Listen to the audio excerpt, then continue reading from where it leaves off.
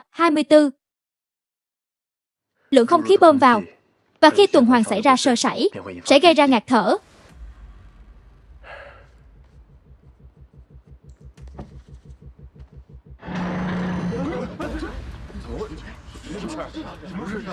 Kỹ sư Sở, chú có nghe thấy không? Tiếng gì vậy kỹ sư Sở Tạp Văn?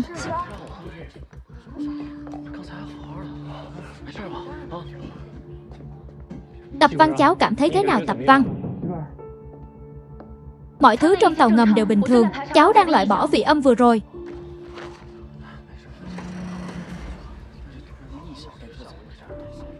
Thầy, do nguyên nhân gì vậy? Sao lại kêu như vậy?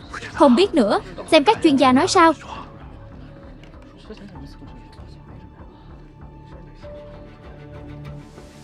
Đã qua 30 phút rồi.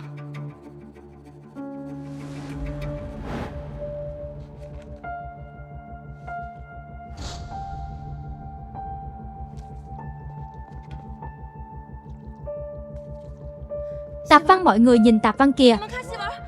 Mọi người nhìn cô ấy sao vậy? Tạp Văn, Tạp Văn. Tạp Văn, chú thấy sắc mặt cháu kém lắm, còn cố gắng được không? Cảm thấy sao Tạp Văn?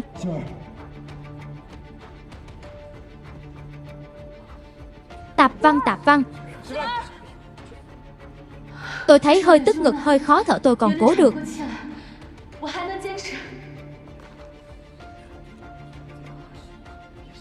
Hình như là không thở được rồi. Kỹ sư Sở Tập Giang không chịu được lâu nữa đâu. Hay là chúng ta dừng thử nghiệm lại đi. Nhưng Tập Giang không nhấn nút báo động, chắc là vẫn ổn. Đan Dương, bây giờ số liệu trong tàu ngầm không như anh đã tính toán. Vậy là sao chứ? Giờ mới đạt được 2 trên 3 mức đỉnh, không nên có phản ứng mạnh như vậy. Nhưng cơ thể cô ấy không chịu được nữa rồi. Kỹ sư Sở, hình như chuyên gia Hạ có dấu hiệu trúng độc khí hại. Đan Dương, theo số liệu cháu tính ra thì cô ấy còn kiên trì được bao lâu? Cháu tính được là 90 phút. Giờ mới qua hơn 30 phút.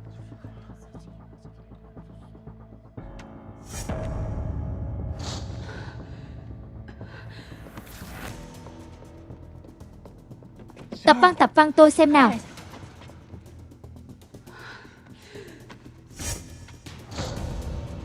Kỹ sư Sử, hình như Chu Gia Hạ có dấu hiệu trúng độc khí hại.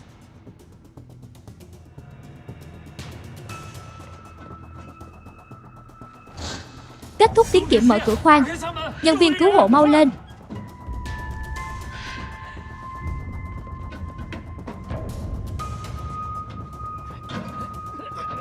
Không thể mở cửa khoang được. Xoay tiếp, cố gắng. Vị sĩ Tử, không thể mở cửa khoang được. Thầy Ngô, đi. Tập Văn, cố gắng thêm chút nữa Tập Văn. Cố gắng chút nữa Tập Văn, cố gắng lên Tập Văn. Cố gắng chút nữa thôi Tập Văn. Khi áp bất cân bằng, thả khí trong khoang. Tập Văn.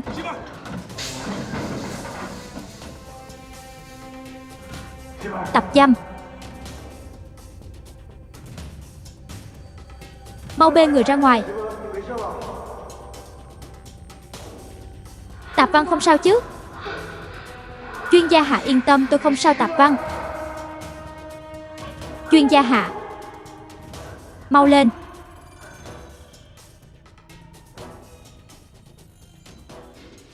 Mau vô phòng cấp cứu.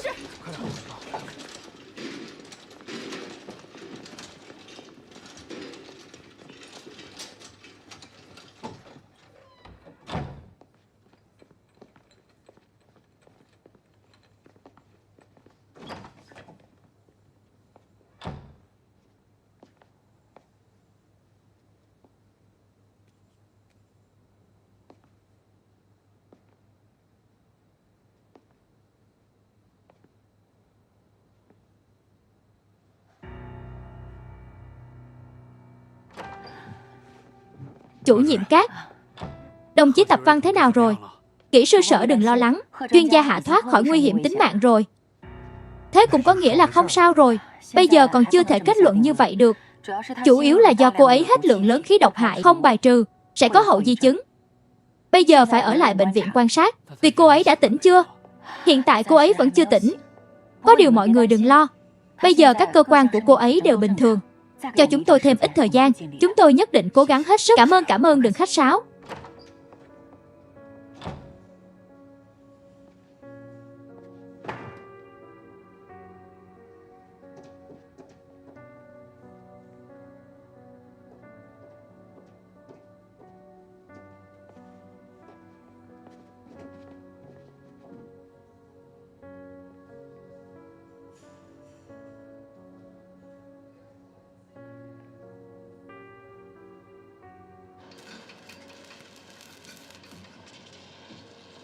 Tôi làm theo bản vẽ một cách chặt chẽ mà.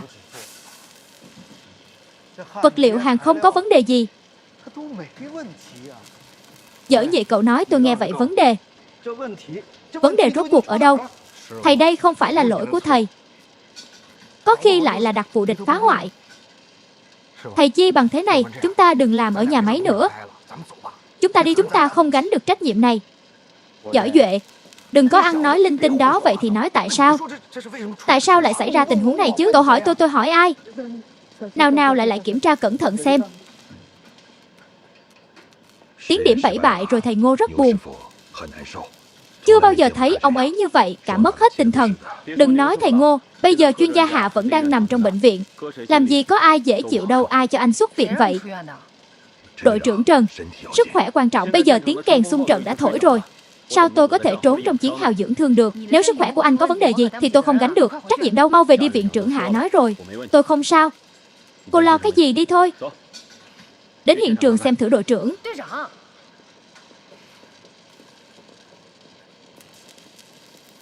Thầy đồng chí công an đến rồi thầy Ngô. Đồng chí công an, chuyện này mọi người phải điều tra thật kỹ. Cho dù gọi thợ cơ khí hàng đầu trong nước kiểm tra, tay nghề của thầy tôi cũng không có vấn đề. Thôi ngay. Công an bàn đội trưởng Trần, tôi vừa kiểm tra một lượt. Tôi đều làm theo bản thiết kế cả. Thực sự không phát hiện ra chỗ nào có vấn đề. Cái này nó không thể xảy ra việc như này được.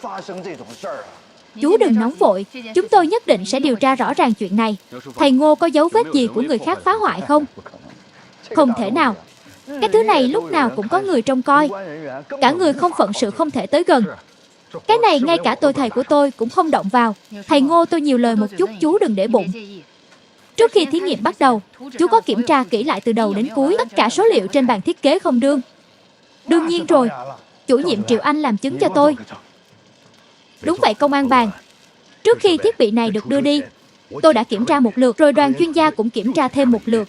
Có bản ký tên kiểm định hết mới đưa tới đây. Tôi đảm bảo thứ này đạt tiêu chuẩn 100%. Chủ nhiệm Triệu xe vận chuyển. Chưa ai phụ trách, chạy từ xưởng lắp ráp qua đây. Lúc đó Đinh Kiệt, Trường Sinh đều ở đó. Không có vấn đề gì. Được thầy Cu. Bản thiết kế của chúng ta chỉ có một bản này thôi. Đúng không? Đúng vậy. Xưởng chúng ta nhỏ, chỉ có một bản. Phiền chú đưa cho chúng tôi trước. Chúng tôi sẽ tiếp tục điều tra ở chỗ của chủ nhiệm Triệu. Xin mời. Được, cảm ơn. Thầy Cu vất vả rồi. Thầy họ có ý gì vậy?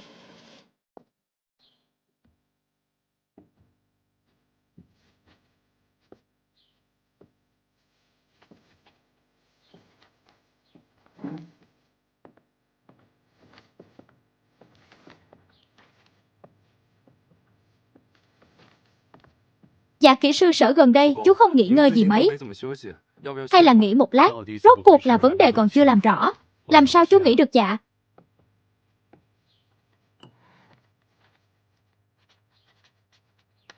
Chú tính ra rồi. Chú xem. Kết quả đáng lý là 70% lượng khí bơm vào. Đang dương tính thành 90 rồi. Vậy nguyên nhân là sự cố lần này là mất cân bằng lượng khí bom vào tạo thành khí có hại. Sao có thể như vậy được? Đồng chí Đan Dương đâu phải là người bất cẩn như vậy. Đúng đó, có. Phải trong lúc chúng ta tính toán có lỗ hổng gì không? Hay là tính lại lần nữa? Cô Khiết, cô tính lại giúp tôi.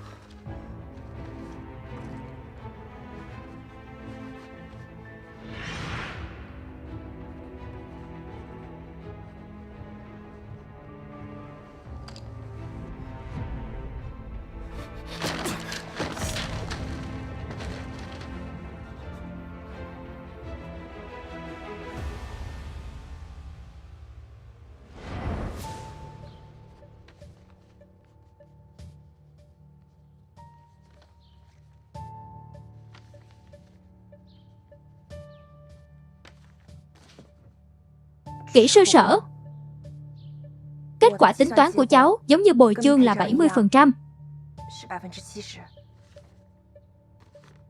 Đan Dương đúng là tính dư ra rồi 20% khí bơm vào. Anh ấy tính sai rồi. Biệt danh của Đan Dương là máy tính sống. Trước giờ chưa bao giờ sai, sao có thể tính sai được?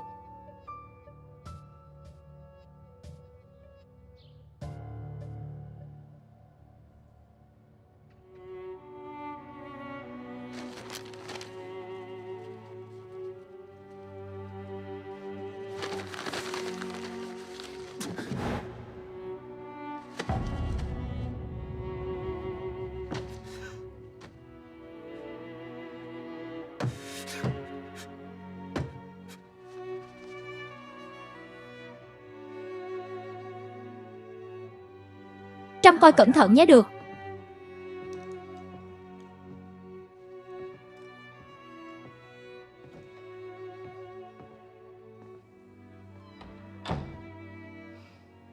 Đan Dương vẫn chưa tỉnh à? Buổi tối chuyên gia y tế của tỉnh sẽ tới rồi. Anh đừng lo lắng. Ít nhất bây giờ cơ thể cô ấy vẫn bình thường. Đều tại tôi. Sao lại tại anh được? Anh đừng nghĩ nhiều.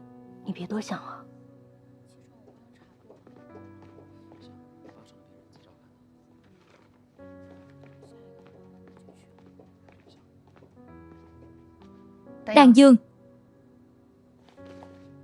chị Hồng Mai chúng tôi cần em giúp phối hợp điều tra.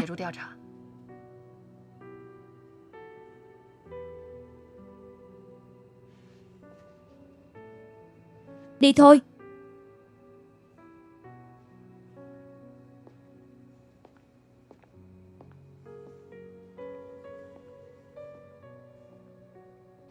Đàm Dương, đây là kết quả tính toán của kỳ sư Sở và tổ chuyên gia.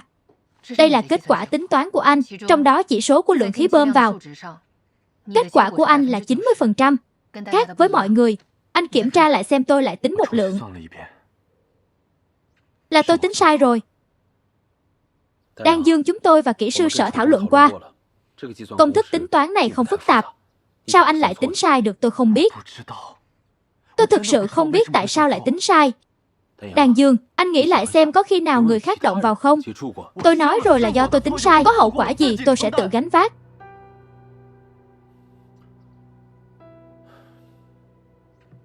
Đan Dương chúng tôi biết về chuyện của anh Văn Sơn. Trạng thái của anh dạo này không ổn lắm. Nhưng anh đừng nghĩ quá nhiều. Cứ nghỉ ngơi cho khỏe đi. Anh cứ như thế này. Mọi người đều rất lo lắng. Ít nhất bây giờ chúng tôi có thể bài trừ là có kẻ phá hoại. Tờ giấy tính toán đó còn không? Có.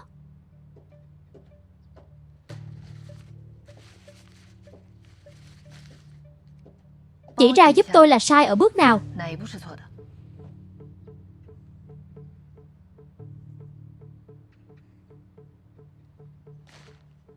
Ở ngay chỗ một đây.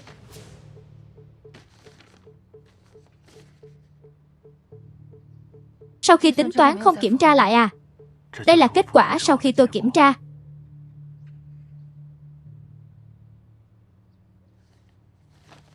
Tờ giấy tính toán này chúng tôi phải lấy đi điều tra. Sau đó anh thu dọn những kết quả tính toán giao cho tôi.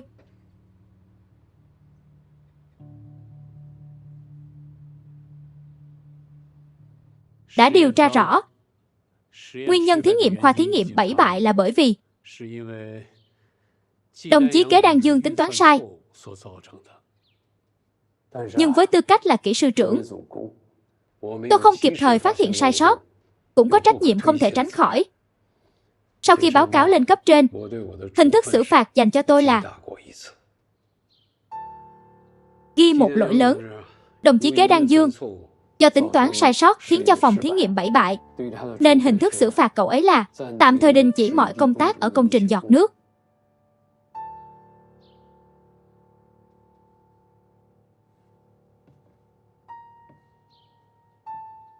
Đồng chí Đan Dương, thời gian này cứ tạm gác lại công việc, điều chỉnh lại tâm trạng của bản thân đã.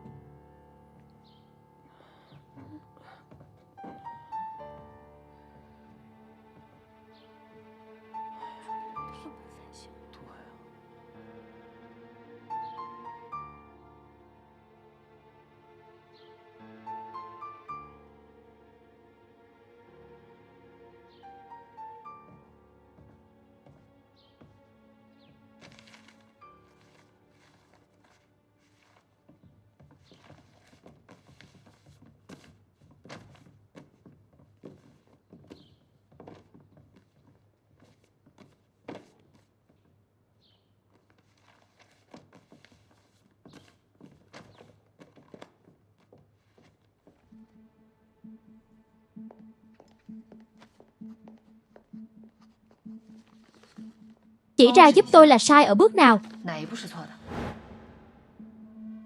Ở ngay chỗ mục này.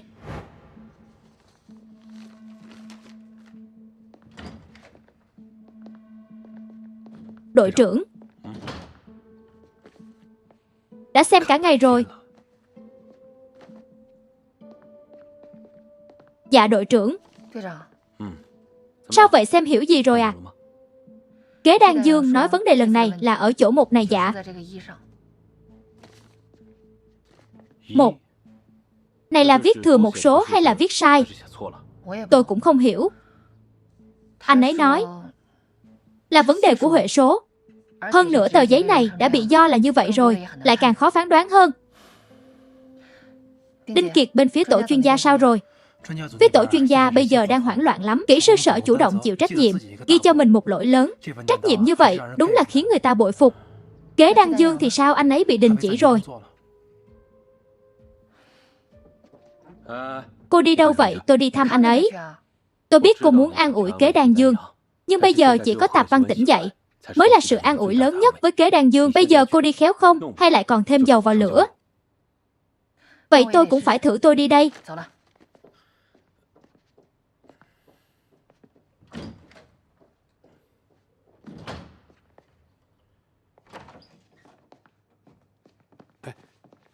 Thế nào rồi viện trưởng?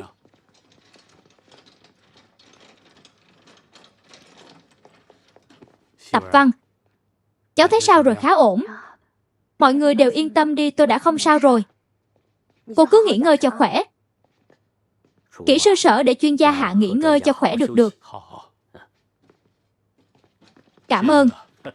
Cảm ơn kỹ sư Sở cũng nhờ bác sĩ Mã ở tỉnh tới. Bác sĩ Mã dùng cách đặc biệt để điều trị cho chuyên gia Hạ. Hiệu quả cực kỳ tốt. Khách sáo rồi. Nhưng người bệnh vẫn cần nghỉ ngơi. Đi thôi, được mời.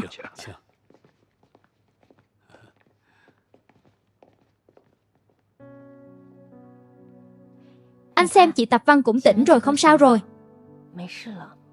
Đan Dương anh đừng tự trách quá. Chuyện đã qua rồi, anh vẫn còn phải làm chuyện của bản thân. Không sao là tốt. Không sao là tốt.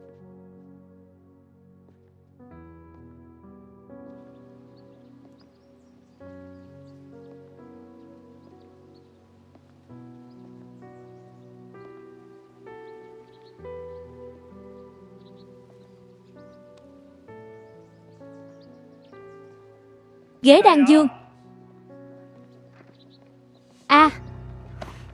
Anh đừng tưởng Tập Văn tỉnh rồi thì mọi người sẽ tha thứ cho anh. Tập Văn mà có di chứng gì, sau này thì anh hủy hoại cả đời cô ấy. Bồ Dương em bình tĩnh đi. Chuyện này chúng ta đều có trách nhiệm. Sao anh chỉ trách Đan Dương được? Nhưng Tập Văn tin tưởng anh ta như vậy, anh ta lại tính toán qua loa Lý Đan Dương. Anh không xứng đáng tham gia công trình giọt nước. Bây giờ anh cút đi cho tôi. Anh nói gì vậy? Bùi Chương đừng ăn nói như vậy.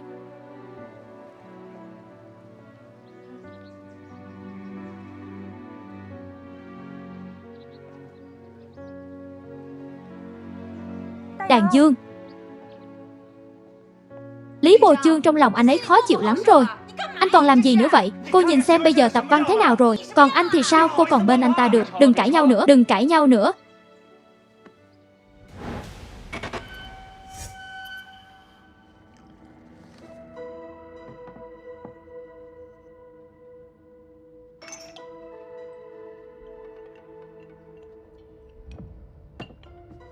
Đội trưởng, anh đã xem cả ngày rồi. Anh có hiểu không? Điều tra xem những ai tiếp xúc qua tờ giấy tính toán này chưa. Dạo gần đây chuyên gia kế luôn ở ký túc. Ngoài việc thảo luận với các chuyên gia khác thì không tiếp xúc với ai cả ở trong ký túc. Vậy thì người ngoài rất khó tiếp xúc. Đúng rồi, tôi nghe nói Bạch Quỷ đưa thuốc cho chi gia kế phải không đội trưởng? Không phải anh nghi ngờ Bạch Thủy làm chứ? Công thức phức tạp thế này, cô ấy hiểu được không? Đúng vậy, loạn cào cào lên. Nếu cô ấy muốn thêm số vào, còn không biết thêm ở đâu đó. Tôi hỏi nè, các cậu có cảm thấy vào gần đây Bạch Thủy có thay đổi gì không? Không đâu nhỉ? Có gì không, vẫn như cũ thôi. Không. Lúc tôi ở bệnh viện, thấy cô ấy không giống như bình thường. Trước mặt y tá khác, cô ấy khá có uy đó. Điều quan trọng nhất là bây giờ quan hệ của cô ấy với Trương Linh khá tốt. Ai, Trương Linh á? Không thể nào. Bọn họ không cùng chí hướng, một đê xu có hai mặt. Chúng ta không thể chỉ nhìn một mặt.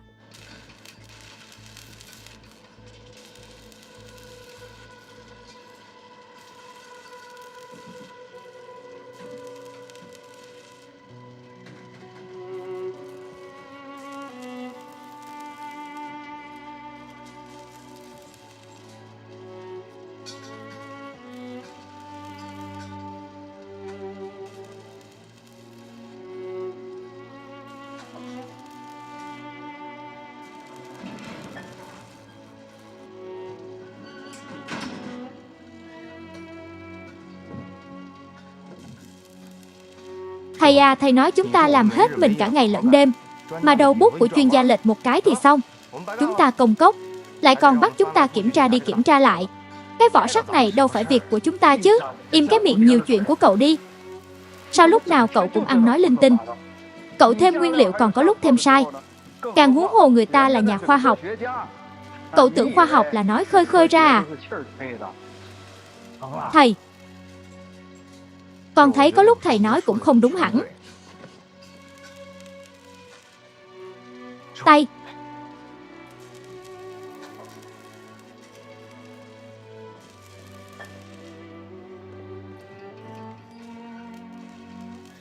Chuyên gia ghế.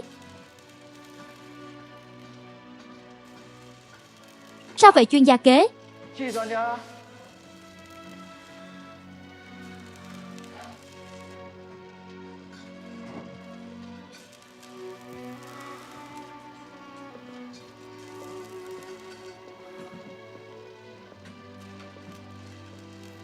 Chuyên gia kế bị đả kích rồi. Kiểm tra lại kiểm tra từng thứ một, xem rốt cuộc có phải vấn đề do chúng ta không. Xem ra trong thời gian tôi nằm viện, mọi người đã duyệt hết một lượt các phương diện của vụ án, thiết bị ổn định rồi thông qua những manh mối. Mọi người nói với tôi, tổng hợp phần liệu Dương Đức Sơn có hiềm nghi không? Hay là đặc vụ cố ý giá hòa cho Dương Đức Sơn? Đội trưởng chú Dương này, tuy rằng tối đó uống rượu có người làm chứng, nhưng quãng đường ông ấy về nhà máy, vì ký túc, hoàn toàn có thời gian tới phân xưởng hàng đinh 8. Vậy nên ông ấy không thể bị loại trừ được. Vậy động cơ là sao? Đặc vụ phá hoại cần là động cơ ông. Ông ấy uống nửa cân rượu trắng mà không say à? Có những người trời sinh đã giỏi uống rượu. Hơn nữa không loại trừ khả năng ông ta đã được huấn luyện đặc biệt không? Nhưng mà vậy thì trùng hợp quá, vậy ai chỉ huy ông ấy? Ông ấy nhận tín hiệu thế nào? Những việc này chúng ta đều chưa có bằng chứng, nên vậy mới phải điều tra được. Tôi thích không khí mọi người tranh luận như thế này. Hồng Mai nói ý kiến của cô đi. Tôi cảm thấy từ chất làm mát tới dấu giày cao su size 42 trên bầu cửa sổ, những manh mối này chúng ta đều có được một cách quá dễ dàng. Dù sao Dương Đức Sơn cũng có tuổi rồi. Cho dù ông ta là đặc vụ, ông ta cũng không phải là người mới. Nói rất có lý. Bây giờ ngoại trừ Triệu Tiểu Phi đang bị bệnh, Dương Phong Sơn và Võ Nghệ thì sao? Đúng rồi, với Dương Phong Sơn tôi đã điều tra. Tối hôm đó anh ta ở nhà câu họ gốc Lô Môn. Câu họ của anh ta ở Bệnh viện Nhân dân thành phố. Tôi đã hỏi một lượt. Anh ta không có động cơ gây án và điều kiện đi lại cũng phải mất 2 tiếng rưỡi. Nếu mà nói như vậy, bây giờ chỉ có dọa nhẹ là chưa rõ ràng. Nhưng lúc rối ren ra tay, người tiếp xúc với Võ Nghệ nhiều nhất chính là thầy của anh ta, Ngưu Bội Tiên. Ngoài ra thì cũng tiếp xúc khá nhiều với Tổ Viên Gia, đặc biệt là Kế Đan Vương. Con người của thầy ngu thì có thể tin tưởng được. Thầy ngu là thầy ngu, giỏi nhệ là giỏi nhuệ, không thể gặp chung là một được. Hơn nữa, lần trước chúng ta đã hỏi anh ta chuyện axit len. Tôi cảm thấy anh ta biểu hiện khá tự nhiên. Dù sao axit len bị trộm, mà anh ta lại kể qua lo cho xong rồi. Tôi cảm thấy cần phải điều tra thông tin gốc của Võ Nhuệ. Thực ra khoang thí nghiệm vừa xảy ra vấn đề. Điều đầu tiên tôi nghi ngờ là vấn đề thiết bị. Đội trưởng, Đây là báo cáo của phân xưởng hàng đinh tán. Kết quả thử nghiệm hoàn toàn đạt chuẩn, vô cùng hoàn hảo. Nhưng kết quả tính toán của tổ chuyên gia đưa ra không ngờ lại là kế Đan Dương có sai sót. Với khả năng toán học của kế Đan Dương, theo lý mà nói anh ấy không thể sai sót. Chỉ là trạng thái của anh ấy gần đây quả thực khiến người ta lo lắng. Vậy nên mới nói, điều quan trọng của chúng ta bây giờ là giúp kế Đan Dương mở lòng, để anh ta hiểu được một này rốt cuộc là như thế nào. Còn về Dương Rất Sơn và Võ Nhuệ, chúng ta phải nghĩ cách kiểm tra từng người một. Rõ.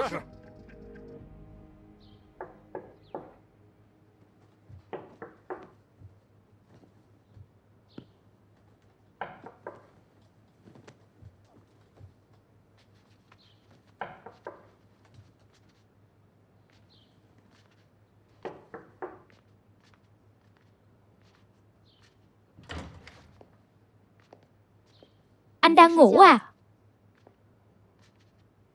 Nên uống thuốc rồi, tôi đến đưa thuốc cho anh. Để đó đi.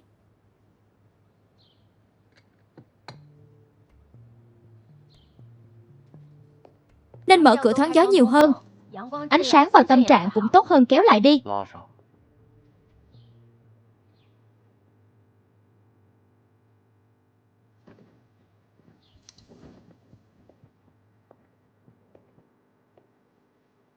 Ở lâu trong phòng bí bách hay là tôi đi dạo với anh?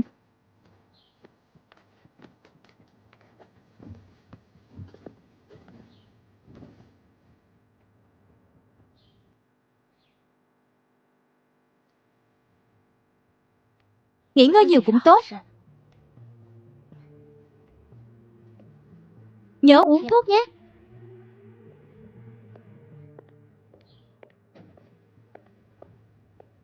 Bạch Thủy chị Hồng Mai. Hai hôm nay em đưa thuốc cho Đan Dương. Cảm thấy tâm trạng của anh ấy thế nào? Không ổn, rất không ổn, em thấy còn tệ hơn trước. Không làm một cái gì, dường như lúc nào cũng ngủ. Em muốn kéo rèm cửa anh ấy cũng không cho. Còn tiếp tục thế này, cơ thể của anh ấy chắc chắn không chịu nổi. Phải mau chóng nghĩ cách để anh ấy phấn chấn lại. Em thực sự không biết nên làm sao. Em còn không biết thuốc đông y. Em sắc cho anh ấy có uống không? Không được. Đan Dương. Đan Dương. Cái Đan Dương anh có ở trong phòng không? Cái Đan Dương. Là tôi đây. Kế Đan Vương, cô lại đến làm gì vậy? Dọa tôi sợ chết, tôi còn tưởng anh gặp chuyện gì. Qua đây ăn cơm đi. Sao lại không uống thuốc? Không muốn uống. Anh nhìn đi, ban ngày mà kéo rèm làm gì? Mau ngồi dậy, nhưng lúc còn nóng thì ăn đi.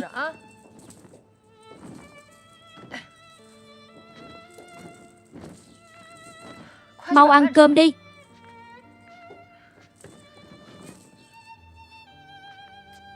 Không phải anh nói với tôi, ánh sáng phải tốt thì tâm trạng người ở trong phòng mới tốt, đúng không?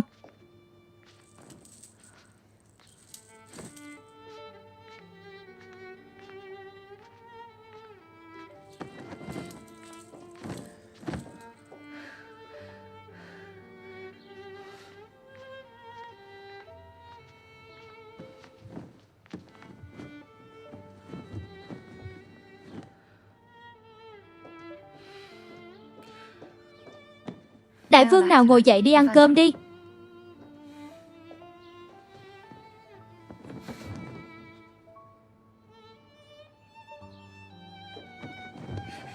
Kế Đan Vương, cô làm gì vậy? Anh làm gì vậy?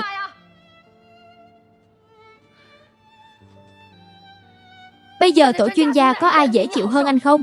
Mỗi một người đều đang nỗ lực chăm sóc Bùi Văn, đều nỗ lực nghiên cứu công trình giọt nước. Anh ở đây làm gì vậy? Nhốt mình ở trong căn phòng này, Không rời khỏi căn phòng tối của anh có ích lợi gì, không giải quyết được vấn đề gì không? Vậy cô nói xem tôi nên làm thế nào? Tôi còn làm sao được tập văn gặp chuyện? Tôi buồn hơn bất kỳ ai, tôi tự trách hơn bất kỳ ai. Tôi thà rằng người nằm trong viện là tôi, vì anh phải kề vai chiến đấu với mọi người như một người đàn ông phạm lỗi không đáng sợ.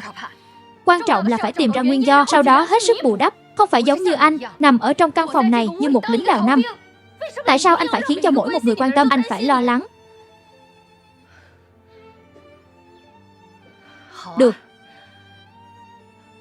Anh muốn nằm ở đây, đúng không? Anh muốn ngủ đúng không? Vậy anh đừng có ra ngoài. Có bản lĩnh thì anh cứ nằm ở đây đi vĩnh viễn, đừng rời khỏi căn phòng này.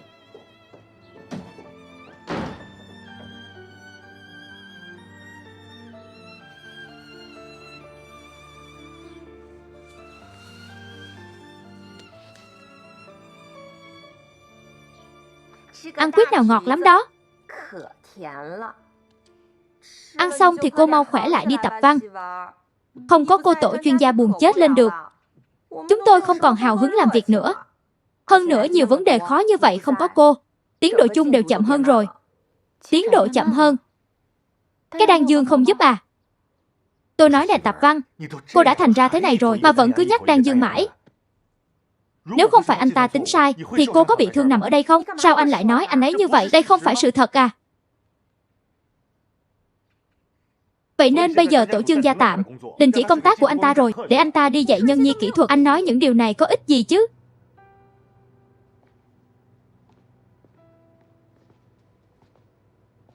Đây là quyết định của ai? Có phải hơi nghiêm khắc quá không? Nếu đã nói tới đây rồi thì nói luôn là quyết định của kỹ sư Sở. Kỹ sư Sở cũng lo lắng cho kế đan vương. Sau khi cô gặp chuyện, trạng thái của kế đan vương quả thực rất tệ.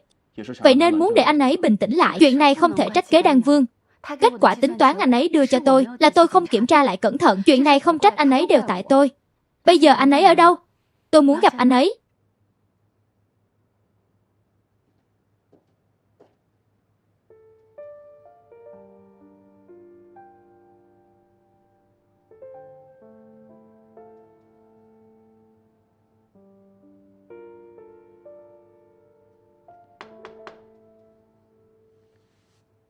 Chị.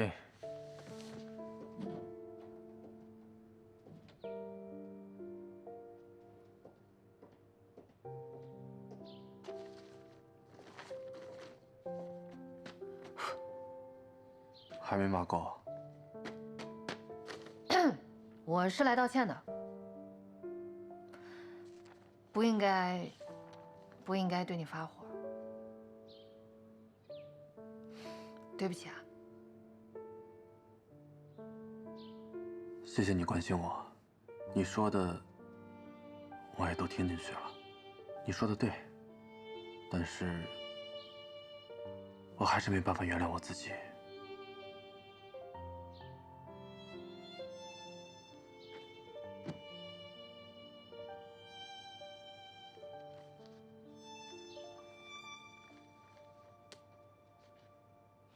Tôi cảm thấy chuyên gia kế không phải có bệnh trên cơ thể, mà là bệnh tâm lý. Ban đầu bởi vì An Nhân Sơn qua đời, chuyên gia kế quá mức đau buồn, mà tâm trạng bức bối cực điểm. Trạng thái tinh thần của anh ấy dẫn đến vấn đề cơ thể. Đây là một dạng u sầu, cả người sẽ dần dần u uất. Loại bệnh này cũng gọi là chứng trầm cảm. Đây chỉ là một cách gọi về mặt y học. Đương nhiên rồi, thực ra mỗi người chúng ta đều có khả năng gặp phải căn bệnh này. Hơn nữa khi căn bệnh này nghiêm trọng, bệnh nhân sẽ có thể có rất nhiều hành vi cực đoan. Hành vi cực đoan gì? Ví dụ như tự sát tự làm hại mình nghiêm trọng vậy sao? Bây giờ tình trạng của kế đan vương không lạc quan. Vậy phải mau chóng nghĩ cách không thể để anh ấy tiếp tục như vậy.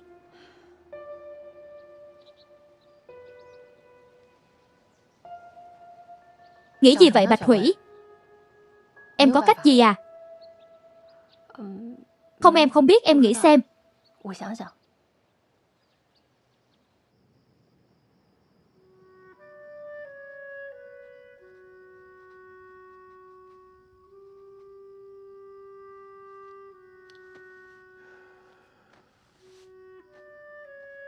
Nhốt mình ở trong căn phòng này, không rời khỏi phòng, đối với anh có ích lợi gì? Không giải quyết vấn đề được gì, không phạm lỗi, không đáng sợ. Quan trọng là phải tìm được nguyên do, sau đó hết sức bù đắp, không phải giống như anh, trốn trong căn phòng này như một đính đạo ngũ.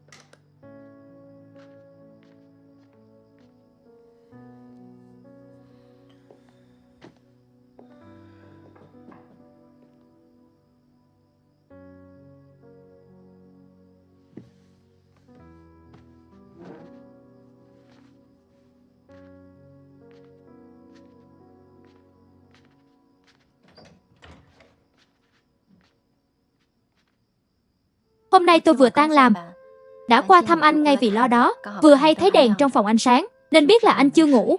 Anh vẫn ổn chứ? Không mời tôi vào ngồi à?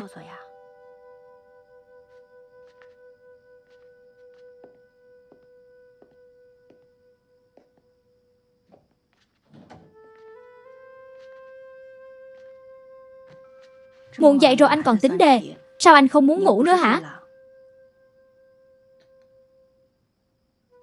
Sao anh không uống thuốc? Anh đừng uống nữa, nguội rồi hại dạ dày.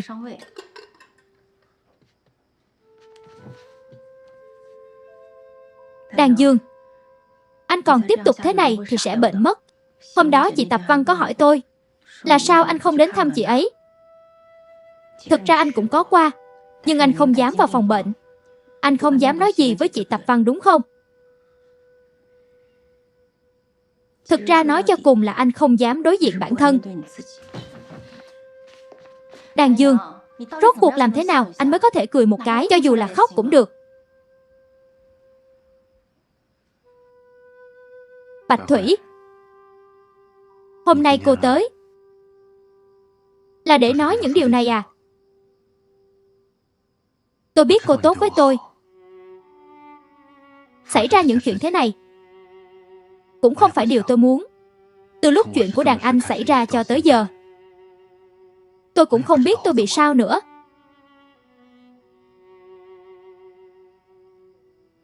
Cô cứ để tôi yên tĩnh một mình đi.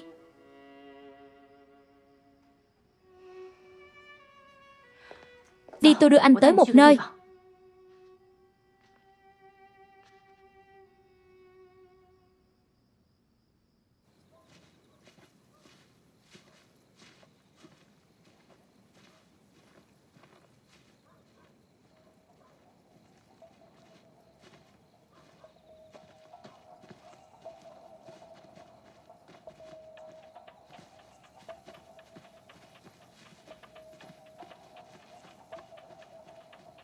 Đến đây làm gì? Đưa anh ra nhà máy đó, nửa đêm ra khỏi nhà máy anh sợ à? Tôi còn không sợ. Anh cao hơn tôi, trèo tường leo cây chắc không thành vấn đề chứ.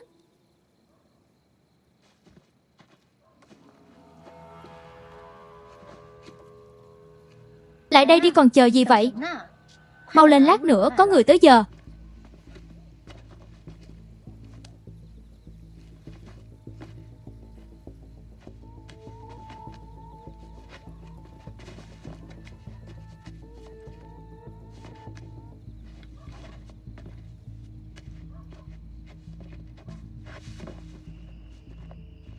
Cô muốn đưa tôi đi đâu vậy?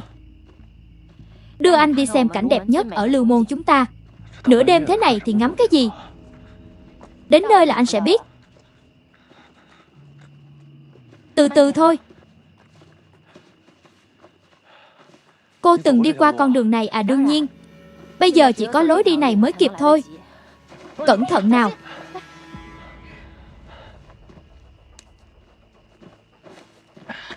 Mạnh lên nữa. Cẩn thận với chân.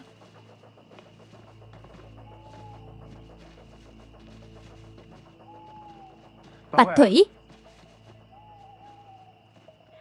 tôi đây nè, tiếng gì vậy? Đó là cú mèo anh, đừng sợ nó không ăn anh đâu. Có điều chúng ta phải đi nhanh lên, tôi sợ không kịp rồi.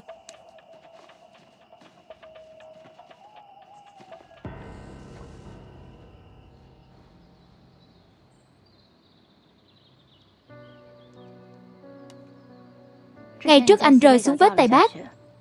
Lần này tôi muốn anh leo lên lần nữa. Ngày trước khi tôi không vui, đều đến đây ngắm mặt trời mọc. Bình thường không để ý đến. Mặt trời mọc lên chỉ trong một phút chốc. Khi anh để ý tới nó, thì thời gian chờ đợi sẽ rất dài. Lúc đó anh sẽ nghĩ rất nhiều. Dường như nghĩ hết một lượt những chuyện không vui trong đời.